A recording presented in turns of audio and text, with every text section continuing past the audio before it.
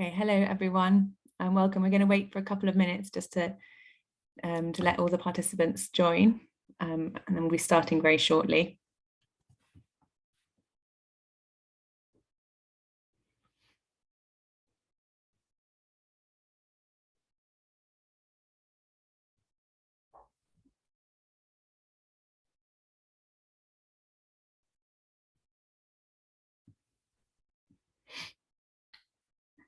Okay, I think that's the numbers have started to slow down on the participants joining. So welcome everyone. Good morning and good evening to all of our colleagues in Australia and New Zealand and the other side of the world. Thank you so much for making time to join us.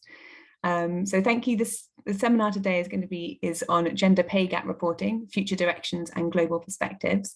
I'm excited to be here to discuss developments in gender pay gap reporting worldwide. So to achieve gender equality, we need all elements of society to work together, and gender pay gap reporting legislation remains one of the most prominent tools that governments can use to really ensure that gender equality is something that employers take seriously. In my research, I hear time and again from employers that it was the gender pay gap reporting that acted as a catalyst for their organisations to take action. Last year, we wrote a report called Bridging the Gap that I think Sophia might be able to put in the chat for you all. And in this report, we wanted to see what works for gender pay gap reporting. We compared systems in 6 different countries, in Australia, France, South Africa, Spain, Sweden, and the UK. These countries represented a range of different types of gender pay gap reporting. We interviewed members of government, departments, gender equality activists, trade union representatives, activists, etc., and employers. And from all these interviews, we assessed how well the gender pay gap reporting systems were working and where they could be improved. And we published some recommendations. So a year on, I'm really delighted today to have a wealth of expertise on our panel to discuss the new developments in gender pay gap reporting. We'll be revisiting Australia and South Africa. Hopefully Ruth will be able to join us later. But we'll also be hearing from activists in Ireland and New Zealand. First, we're going to hear from our panelists, Delwyn, Orla, Ruth and Miriam, and they're going to give a brief description of what's been going on in their countries, touching upon progress, pushback, and perhaps a little bit of what they'd like to see in an ideal world. And then we should have some time for Q&A at the end. If you'd like to send a question, you can use the Q&A function. I've also received some questions in advance, so I'll put some of those to the panelists as well. Just to let you know, one of our panelists, Ruth Ntlokotse, will be joining us later as she has a pressing issue to attend to right now. We're going to start with Delwyn Stewart, who is a feminist activist and philanthropist, and who, among her many other commitments, is the co-leader of the Mind the Gap campaign in New Zealand, which is asking, among other things, for the introduction of a mandatory gender pay gap reporting system. Over to you, Delwyn. Thank you. You're on mute, I'm afraid. Thank you, and kia ora everyone. It's lovely to be here, coming all the way from Aotearoa, New Zealand. We are about, I'd say, a good decade behind many of the other people on this panel, and the report that you produced reviewing the impact of pay gap reporting was a really seminal piece of base information for what we were doing here in New Zealand. So I work in the women's sector. We had a gift from a philanthropist who wanted to do something significant for New Zealand's women, and we noted that the the equal pay legislation in New Zealand would be 50 years old this year. So 12 months ago, we kicked off a campaign called Mind the Gap, a saying many of you will be very familiar with, to encourage the government to update that act and implement mandatory pay gap reporting. Our campaign is focused on business, government and public, so trying to move and motivate all of those audiences to culminate in mandated reporting being introduced. The key thing for us in New Zealand is intersectional points. So our overall pay gap is 9.2%. that's relatively small for around the world, but it's been stuck at about that number for about a decade. And when you look beneath that to the points of intersection for our Māori women, that gap is 25%. And for our Pacifica women, that gap is 19%. So you can see that 9% sort of shields what's really happening beneath. So when we developed in the campaign a base piece of policy advice for government, we said that we needed to absolutely implement pay gap reporting at the points of ethnicity for tangata whenua in New Zealand, which is our Māori people, and our Pacific families and friends here. There are 10 Pacific nations. Most of their populations live in Auckland in New Zealand. So it's a really important issue to address. We were very fortunate in being 10 years behind that we could learn from what everybody else has done, and we put together a piece of policy advice that we've given to government. We've worked really closely with government, and last month they made a commitment to introduce pay gap reporting as part of a pay transparency package.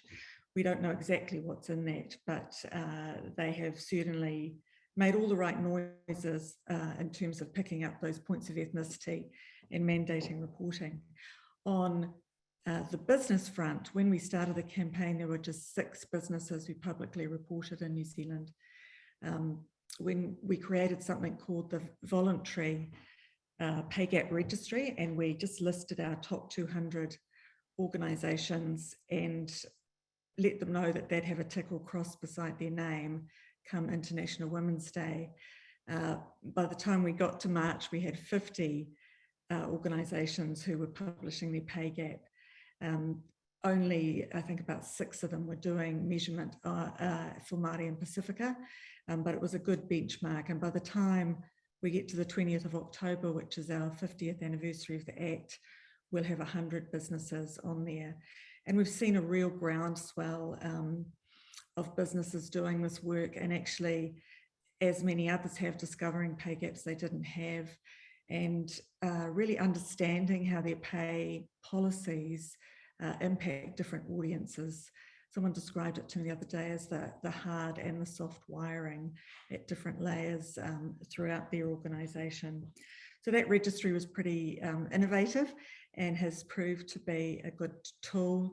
We've also run a really consistent media and social media program as well, and really lifted the public's understanding of the pay gap and their appetite for something to be done about it. In our favour, of course, we have that transparency is such a powerful value in the world at the moment. So people are saying, well, we didn't know there were these pay gaps. Why don't we know they need to be published? And we've got up to 75% of the population saying now that they want the government to mandate pay gaps. So we are behind. We have learned a lot from everyone else, but we hope that in embracing ethnicities in pay gap reporting, we'll once again catch up with the rest of the world. So that's what's happening here in New Zealand.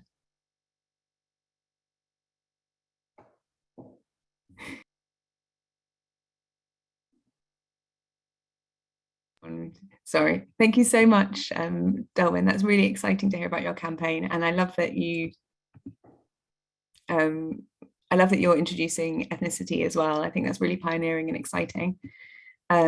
Next, if that's okay, we'll be hearing from Orla O'Connor. She's the director of the National Women's Council in Ireland, and Ireland has recently seen the introduction of a new gender pay gap reporting regime. So I'm really excited to hear how that's all going. Thank you, Orla.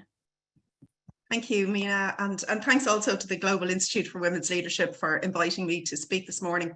I think it's really important to have an event like this so that we can share the learning, both in terms of, I suppose, how pay gap reporting is being implemented, but also as well in terms of the barriers to it. So I really appreciate this. Just to say who the National Women's Council is, so we're the leading national feminist organisation in Ireland, campaigning for women's rights. We're a membership organisation, so there's over 190 member groups across the country that are very diverse. But a key area of interest is women's economic equality and independence. So this work on pay gap, on inequalities that women experience in work, is a key concern for the National Women's Council. So just to give a bit of background in terms of what's happening at the moment, and I think this discussion is very timely in terms of what's happening in Ireland.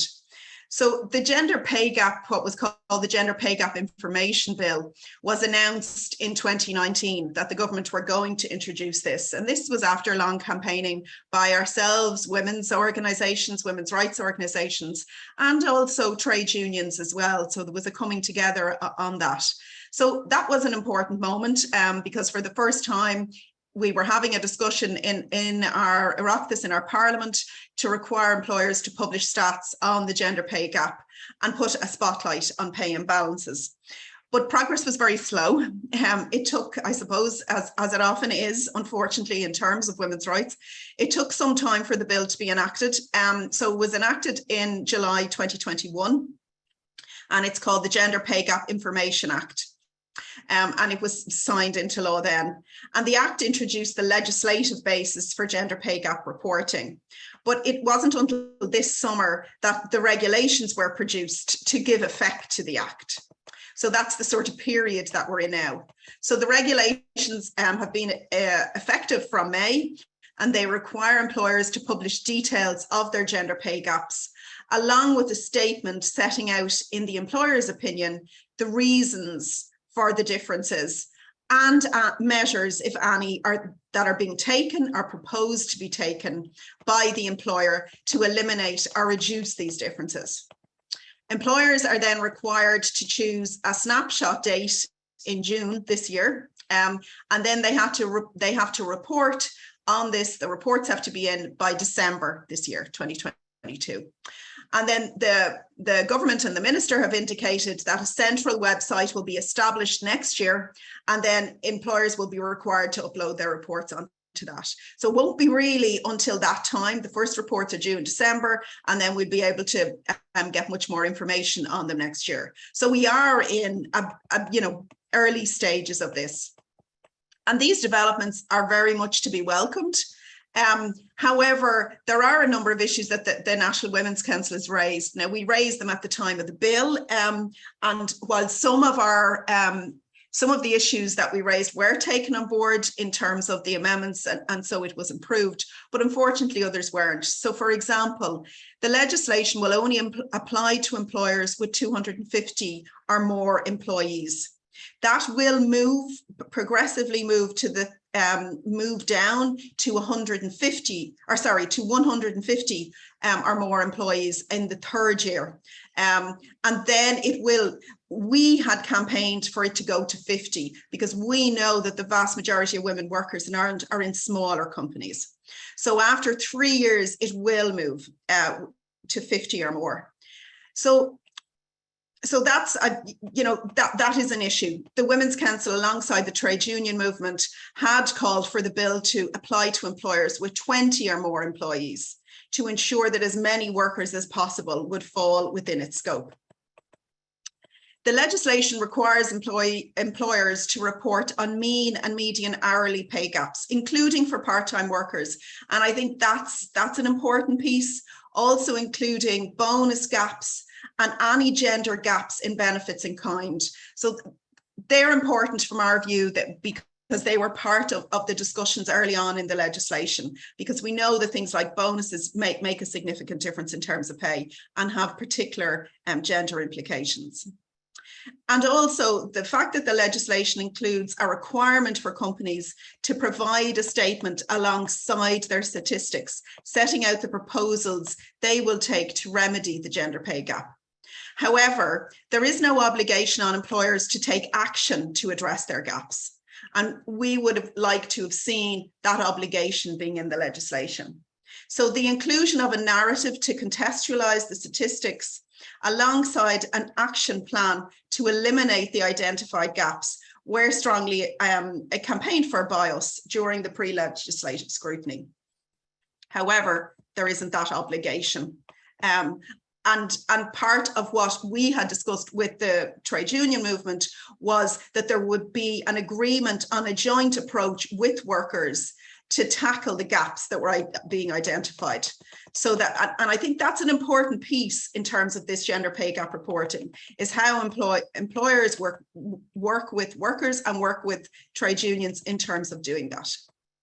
And I think it is important, because it was also part of the pre-legislative scrutiny, is that we haven't begun in Ireland to get to grips with the ethnicity or disability pay gap in Ireland, although that is a huge reality for disabled women, for traveller women, for Black and ethnic minority women. So that is an important piece that really is not part of our legislation currently.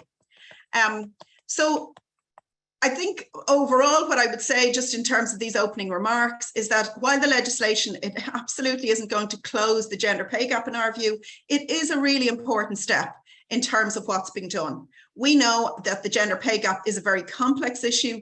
There are many contributing factors and no one solution will close that gap. Things like low pay, care responsibilities, the lack of women in senior roles, that all needs to be part of the discussion around the gender pay gap. And in our view, also needs to be part of the discussion in terms of what employers can do, as well as the state. And I think just the final thing to say on this is that this whole, there is a real momentum in Ireland around gender equality at the moment, and it's been driven, one of the key driving factors is that we've just had last year, and it was over the period of COVID, a citizens' assembly on gender equality, where the citizens came together and made recommendations to government.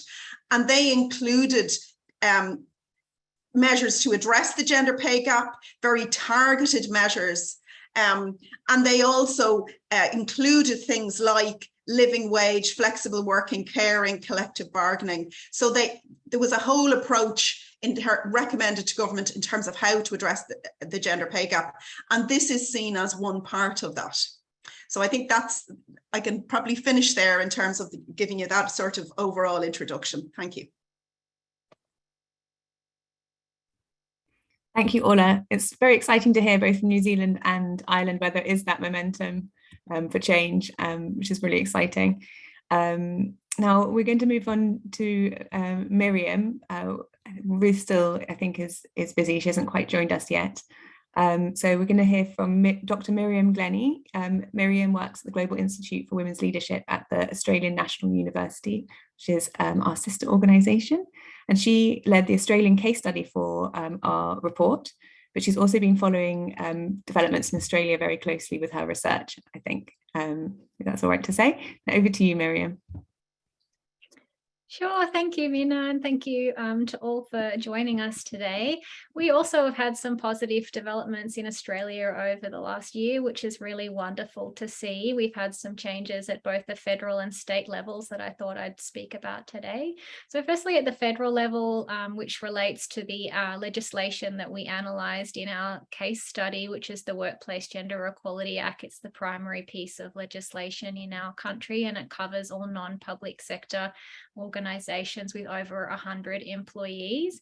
It's been in place since 2012, and it's generated a lot of positive impact in early years, particularly in reflection of the organisation level pay gaps generated via that submission process. But the pay gap progress has stalled in recent years, and it's a timely reminder of the need to review regularly legislation to ensure its fitness for purpose and ability to drive change with the continually shifting goalposts that is gender equality. So a review was conducted by representatives from the Department of Prime Minister and Cabinet at the end of last year that we were able to make submissions to, both verbally and written format, and we were really pleased to see that all of those recommendations were reflected in the recommendations presented by that committee. There were 10 in total, all of which have also been accepted for implementation by the government, but without yet an implementation timeframe. There are a couple of recommendations that I'd say probably have the most capacity to drive change. So firstly, the publication of organisation level pay gaps. That was something that was absent in the Australian case, despite its presence in the UK. And is something that we think is really important to driving the next phase of progress against gender pay gap reporting. Again, not having that organisation level transparency impedes the ability of activists to make heed of organisations' progress, as well as for individuals and other stakeholders within organisations to understand the organisation's performance compared to peers. So that's going to be a really nice development. It's been a point of historic resistance from employers, so it's an interesting adjustment to the way the legislation is being structured. I do, however, see a few risks associated with that transparency. Obviously, it's certainly something we highly support and are looking forward to seeing the implementation of, and we recognise some of the positive signs coming out of the pay gap reporting from the UK, but also recognise some potential risks around the normalisation of pay gaps. Their prevalence across society can lead to some sense of as I said, normalization that can reduce the sense of urgency when they're seen as so widespread and so pervasive, can kind of discourage that kind of engagement that we know is necessary to keep progressing change over time. And also there are some risks with over aggregation. So equal pay, for example, in Australia is not clearly disentangled from pay gaps in the way that it is in some other international legislation, like in Sweden, for example, and equal pay is something that is subsequently, I think, overlooked in Australia and not well understood. There's a term often used around like-for-like gaps, and organisations promote achieving this in a way that appears to be illustrative of above legislative minimum requirements, but is in fact just failing, evidence of meeting legal requirements for not just enacting discriminatory pay. So I think thinking about ways to better disentangle equal pay from the pay gap is something that needs to be thought about more in Australia. The second and most substantial recommendation from the recent review is raising minimum standards for large employers. So at present, reporting entities with over 500 employees are required to have a policy in at least one of the 6 equality indicator categories. But with the current recommendations, if implemented from this review, organisations will now be required to hold policies covering all 6 indicators, and importantly, will be required to set numeric targets against 3 of those and to ensure that they are achieving those targets over time. Again, there are some risks, particularly around sort of gaming or the manipulation of statistics to ensure that quantitative targets can be met regardless of whether they are qualitatively achieved. Things like adjusting the sample for pay gaps, changing the employment status of particular categories of employees, or setting, having quite low aspirations in the setting of those targets. So those risks need some consideration, but overall, this is a really positive development, can lead to some really targeted action. Again, enable engaged stakeholders to really understand where organisations are targeting their activity and supporting them on that journey. So I think that's another area we're looking forward to seeing some progress on. At the state level, we've got quite a different example that's come through with a recently enacted piece of legislation with the Victorian Gender Equality Act that was enacted in 2020, but this year was the first year for which organisations were required to report. It's a really progressive and innovative piece of legislation that's administered by the Commission for Gender Equality in the public sector. It does at present relate only to public sector entities in that state, but with some really exciting requirements. The first round of reporting included mandatory pay audits, and the findings from that first round have recently been released, there are 4 features of that legislation that have the capacity to bring about the most change, but again, also come with some complexity. The first is that this legislation, unlike the federal legislation, does address specifically equal pay for work of equal value. Again, that's something we've only seen in mostly European jurisdictions, and we're really excited to have present in Australia. But as we learnt from the case study research we did, particularly in Sweden and Spain, unpacking equal pay for work of equal value is really tricky. Employers struggle with this. It's something that is, an area that really requires some education and upskilling and a lot of complex skills often. We know that implementing technical tools like job evaluation in a context in which gender inequality is not well understood can lead to the kind of legitimation of inequality and the embedding of gender bias in those technical instruments. So this is something that really needs, again, a lot of thinking and careful consideration around implementation, but again, really excited to see that present in Australia. The legislation also addresses intersectional nature of disadvantage. So the requirement for data capture covers a wide range of protected characteristics, including disability, ethnicity, Indigenous status, disability, sexuality, there are religion, a range of characteristics that are requested to be reported on if data is available. But there have been a lot of problems with data capture, and as a result, there's a lot of missing data in the first round of reporting. This is a really tricky, as we know, this is again an international issue, that capturing the intersectional nature of disadvantage is so essential to understanding, the nuanced and complex nature of gender equality. But again, it's highly complex, can be highly sensitive. In Australia, particularly, issues of privacy, trust and safety probably need a lot more consideration to think about how data capture can be done, in a positive way. We see reports in financial news media of employees being asked to disclose details of protected characteristics that suggest a lack of trust in the purpose and the use of that personal data being collected. So there's still a lot of hesitancy and some concern about the use of that. So thinking about ways to make that data capture process a positive one is something that still needs a lot of thinking. We also see in the state level legislation a positive duty to address gender inequality and make reasonable and material progress against those gender equality indicators, and additionally the publication of action plans. So again, excited to see a positive duty and really interested to see how this progresses. Will be interesting in particular to see how the Commission interprets reasonably practical steps. So that's kind of a qualitative interpretation of what progress should look like in any given context. And that's really tricky. Again, it can lead to kind of low aspirations, but it can also lead to realistic ones. So thinking about how that interpretation is applied both by the monitoring agency, but particularly importantly within employers, is going to be really interesting.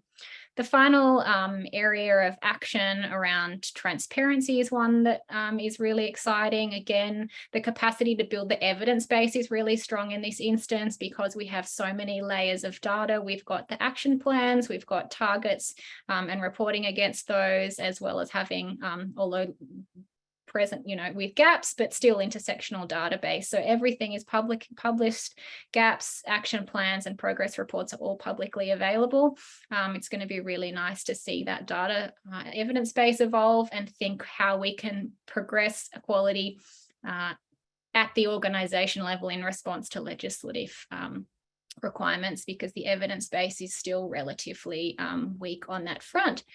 So I suppose in just general conclusion, in Australia, again, reiterating that there have been some really positive developments, really excited to see how these emerge and are implemented over time. But again, really importantly, awaiting evidence on employer responses. So inactivity has been a really common form of resistance in Australia in response to equality legislation, along to a lesser degree with blame shifting, things like choice narratives, assumptions that industrial wage setting are the kind of ultimate contributors rather than the employer level decision making. So thinking about how to overcome some of those barriers is going to be another point of importance for implementation, and just reiterating the need again to remember the importance of organisation level initiatives in the context of a much broader national conversation and national effort to address gender equality, with so many of the contributors to the gap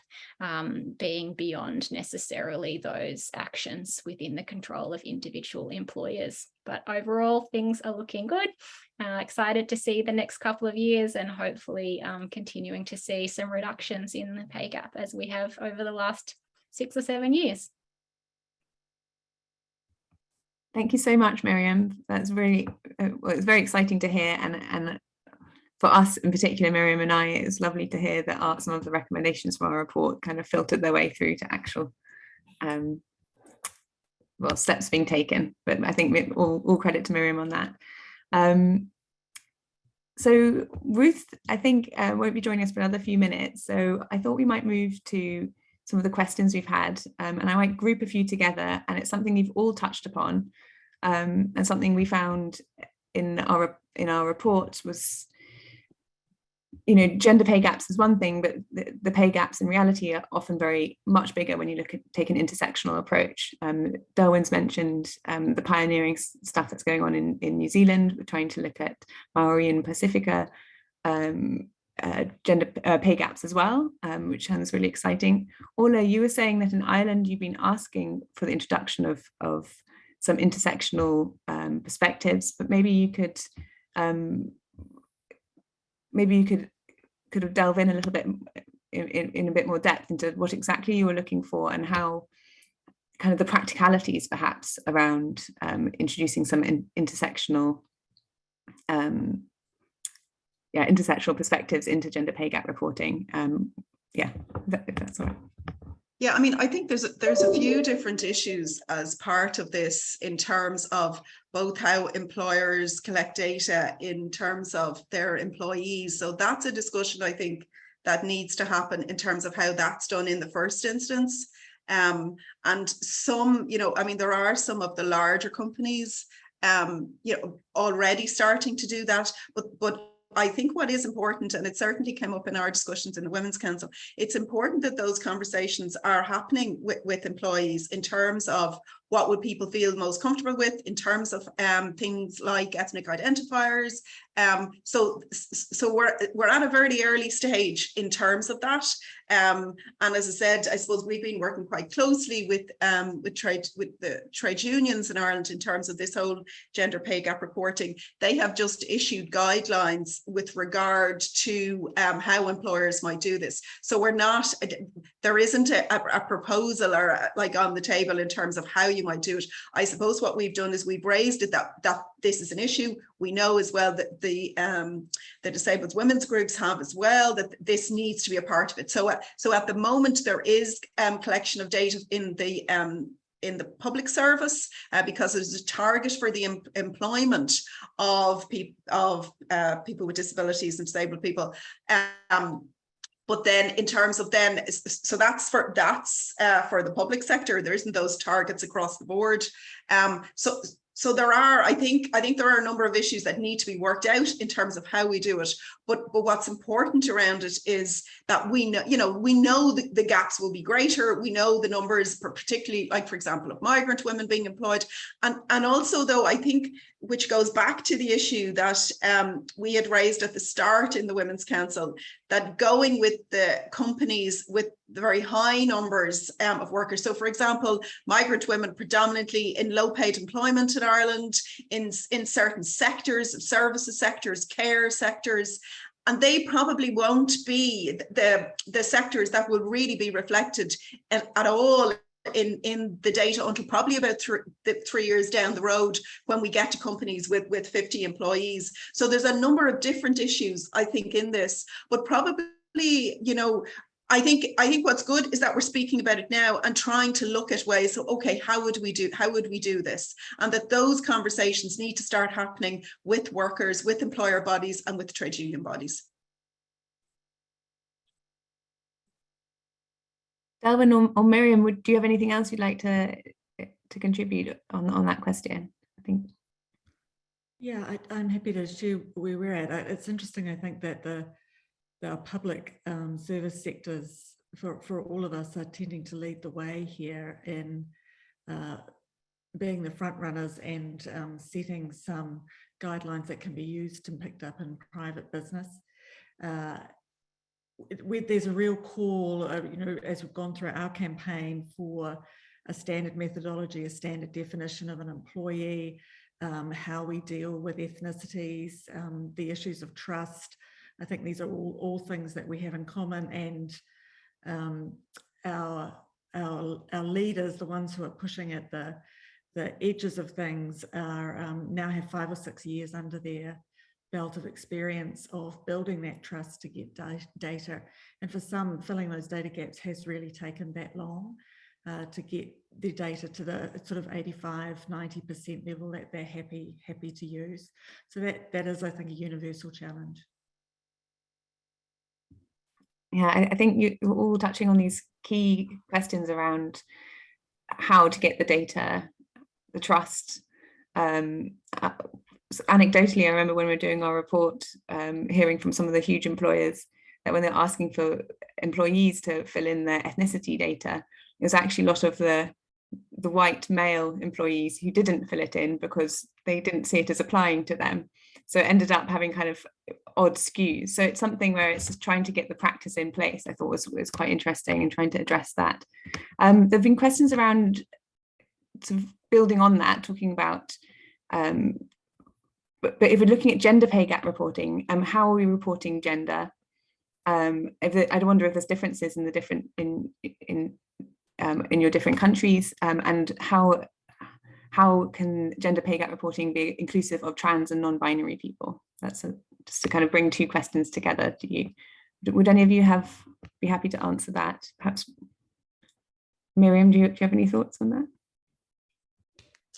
Yeah, so in Australia, they've introduced a voluntary category of reporting to capture gender diverse non-binary populations. In the most recent round of legislation, it remains voluntary. Again, I think there are a couple of complex issues, and most of them again relate to those concerns around trust and and safety, the way that question is asked by employers and how that impacts the sense of safety and inclusion of those individuals who identify as gender diverse. So similar issues to the previous question, but it is doable. I think the state legislation in Victoria asks for sexuality and gender identity as separate categories, whereas the national legislation is working to having 3 categories at the top level, like at the gender level, so non-binary as a category. So I suppose the different ways to set up the systems. They are all automated and online, so it needs to be the way that you set up your systems to capture all those things, but seems quite doable, really, which is a positive thing, but complex again. Thank you for that, Miriam. Now, something we've all mentioned, and is something that's particularly pertinent, I think, from our perspective in the UK, is how do we move from transparency through to action and accountability? And perhaps we could have here, if any of you have had particular pushback on this area. Orla, you mentioned this as an area, trying to get companies to commit, or employers to commit to reducing their gender pay gaps. Might be able to discuss why the sort of the to and fro on that, and perhaps why, what you'd like to see and where the problems have been. Yeah, I think in Ireland, I mean, there was, I suppose, pushback on the side, I think, of the government as well as employers. So because clearly some employers had already, were already starting to do this. Well, they were already starting to look at reporting, and how they would do it in terms of the data that they had gathered. But yeah, I mean, certainly there was no, I suppose, the employers' bodies weren't forthcoming when we were saying, and you need to look at action plans and what you're going to do about it. Although, some of them maybe seem to be a bit more willing now. I mean, you know, there is a reality behind it, because it will involve change. It's going to involve change in those companies. It's going to involve change in terms of a number of different areas, not only just in terms of actual pay, but also in relation to things like the promotion of women into senior leadership. And when you look across, particularly, you know, those sort of large companies in Ireland, I think of our sort of top 20 companies, about 13% CEOs are women, for example.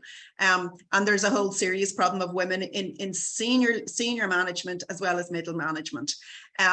So it's going to involve significant change and structural change within the companies in terms of how they how they support women into senior posts, how they really reform around gender bias, but also as well with regard to retention. And I think that's a big issue in terms of women, particularly when there's children and families, because in Ireland, you know, very much it is the case that, you know, while we've seen, you know, significant increases in terms of women's participation in work, the issue when there are 2 or more children in a family, women's labour force participation radically changes into part-time work and are not returning at all. And that's to do with lots of issues. And I would say there are some issues that are outside of employers, I suppose, gift, in terms of we have a very poor childcare infrastructure because it is so unaffordable for parents.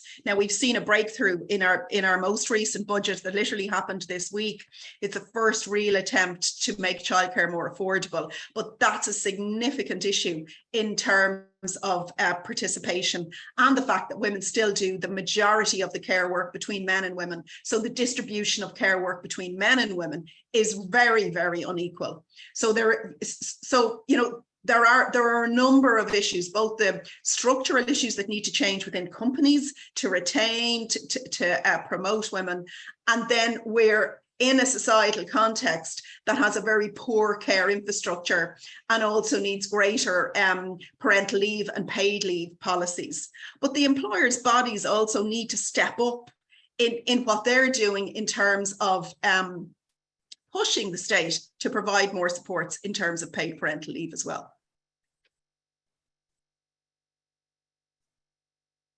I might add a couple of thoughts if I can, Mina.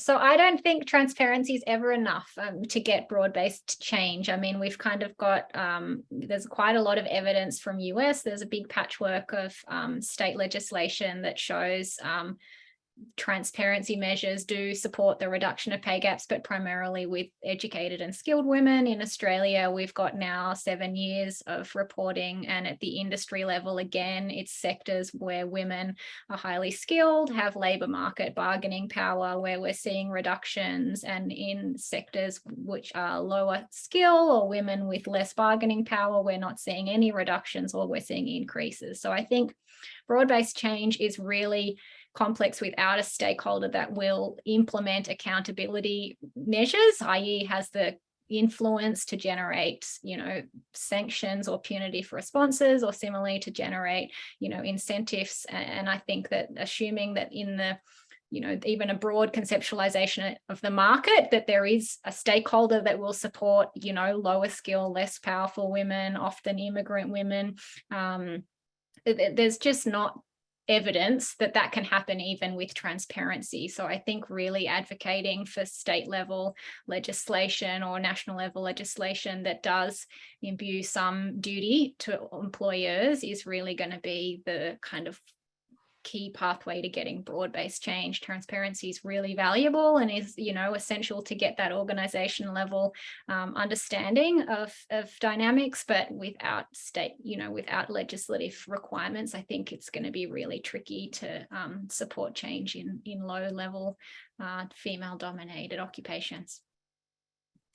Yeah, if I can add that, I think you know, the solution to these gaps is never going to be achieved just by one lever alone. But I do a lot of work with young women and young gender diverse Kiwis, and I think we're entering a new era around transparency. where young people are just very demanding about what they want to know about an organisation before they'll go and work there. I hear what you're saying about, different levels of power and influence in terms of different types of work, but that does give me some hope, and we've seen such a huge change in business attitudes around transparency. I also conscious I say that from a small country where we have a great deal of intimacy and visibility into organisations, being such a small country. So it's harder, I think, for people to hide here. Yeah, interesting to consider that when we're just getting started. Orla, you're probably a bit the same in Ireland.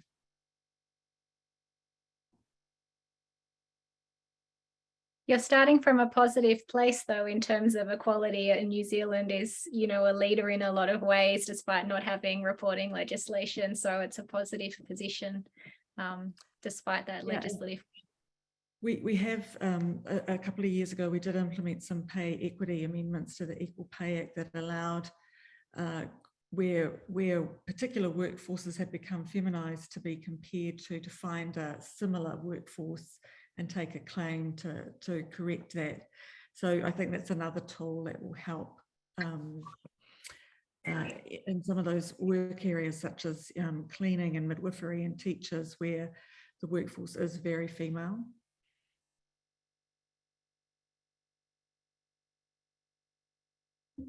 Hi, I'm really excited. Thank you for that, Delwyn. I'm excited to see we've got a Ruth Ntlokotse here. Thank you, Ruth, for coming and joining us. Now, to introduce you, we've heard from the other panelists, but we'd like to now hear, if that's okay, from Ruth. Ruth is the president of SAFTU, the South African Federation of Trade Unions. We've heard from the other panelists what a key role trade unions play in pushing for gender pay gap reporting legislation.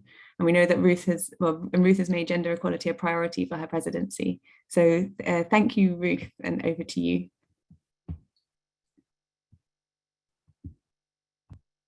Good morning. We're still in the morning here in South Africa. Can you hear me? Can you hear me?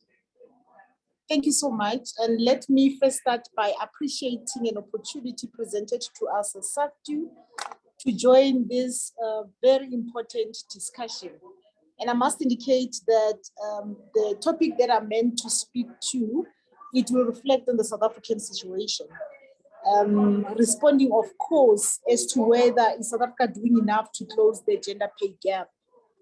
And the gender pay gap in South Africa labor market today, we are seeing that there's pay differentials between men and women, and it is so pervasive, and to such an extent that in as much as there are strides being made to cap the discrimination, on average, women continue to be the most exploited and abused. In the workplaces, they are the lowest paid and they're often exposed to the worst working conditions.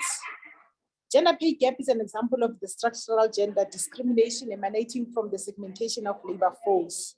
Social pressures and norms influence gender roles and often shape the type of occupation. Occupational gender stereotype result in certain jobs being held predominantly by women. And that leads to female jobs being undervalued for purposes of wage discrimination. Just to make an example here in South Africa, professions such as teaching, they are predominant teaching and clerical work, they're predominantly occupied by women. And then women competency and skill are undervalued. And in as much as through the process of collective bargaining, there are pieces of clauses of in the collective bargaining agreement that talks to the need of closing that gender pay gap. I must indicate that if you can go to, for an example, our engineering experience, that's where you will realize that the issue of the gender pay gap is very much pervasive. And there's also discrimination of women in the workplace, and it continues to be so prevalent to such an extent that about 6% of the executives on the Johannesburg Stock Exchange are women only occupying the executive positions. And then men continue to earn much more than women. Far women than men are in managerial and leadership positions. You can look at even in a trade union space. I think that's where the issue of men, especially the most strategic positions, are being occupied by men. But I think we need to applaud from side to side, coming from the recent National Congress, where we've seen at least they've managed to deal with that. And then we've seen that 4 women are now occupying, were elected in that Congress, of course, with myself as the president leading in that regard. I think it's one of the things that we need to applaud.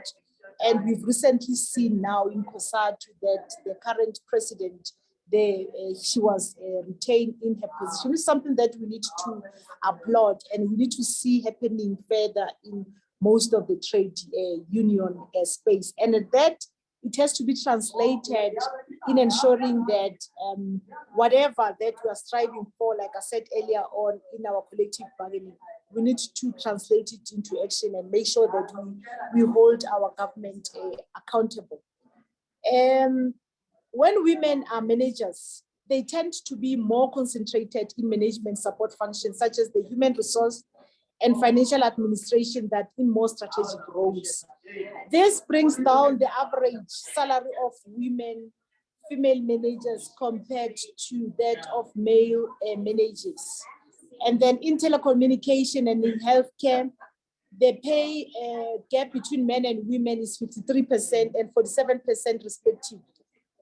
And to tackle this inequality effectively, these are some of the proposals that we are putting as the Labour Federation, that both income and income disparity and gender pay perspective, they will require the multifaceted solutions.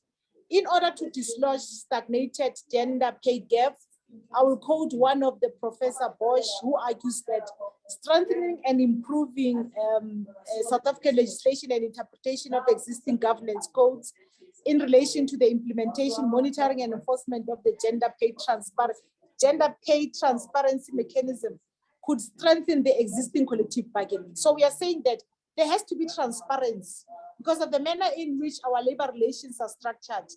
They talk, especially Section 16 of the Labor Relations Act, that's the one that emphasizes that issues of pay, they must be treated as confidential as possible.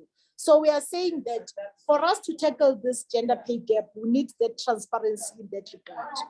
And then we are also saying that we need to also, the Employment Equity Act, it talks about dealing with discrimination.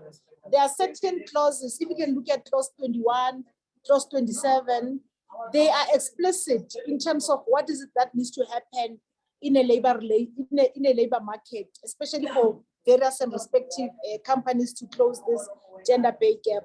But when it comes to the Department of Labor monitoring that through their inspectors, it's something that we don't see it coming as expected. And to such an extent that I remember from one of our affiliates, which is NUMSA, when they were embarking in the last round of negotiation, they wrote to one of the institutions, which is the institution of gender equality, just to make sure that they force all the employers to be as transparent as possible in terms of their wages.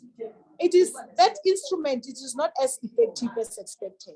Hence, I'm saying that there are pieces of legislation. We've got Section 27 of the Employment Equity Act that deals with, that compels employers to submit report each and every year, and then to compel the employment equity committees in each and every workplace so that they submit, and where there are pay differentials and also the gender pay gaps, they need to come up with a plan on how to close them. That is not enforced as expected. And the point that we're trying to highlight is that we've got progressive pieces of legislation here in South Africa, but when it comes to compliance and enforcement, I think that's where it's lacking, which is what we are confronted here in South Africa. But from the trade union side, I mean, it's a struggle within a struggle. we are trying our level best that we make sure that we close that gender pay gap. And we are not going to get tired in ensuring that we fight for that. Thank you very much. Thank you. Thank you, Ruth. That's very, very interesting to hear, and I'm encouraged to hear that you're not going to tire in that struggle. I think that's one of the situations we found in some of the countries we spoke to, and in our report looking at South Africa, was that there was very exciting and, as you said, progressive legislation, but it was the enforcement of it, and that was actually the problem, and that's why the action wasn't being taken. And I found a similar case in Sweden, where they had very, very progressive legislation, but it was actually not being enforced in a way that made employers really take notice. So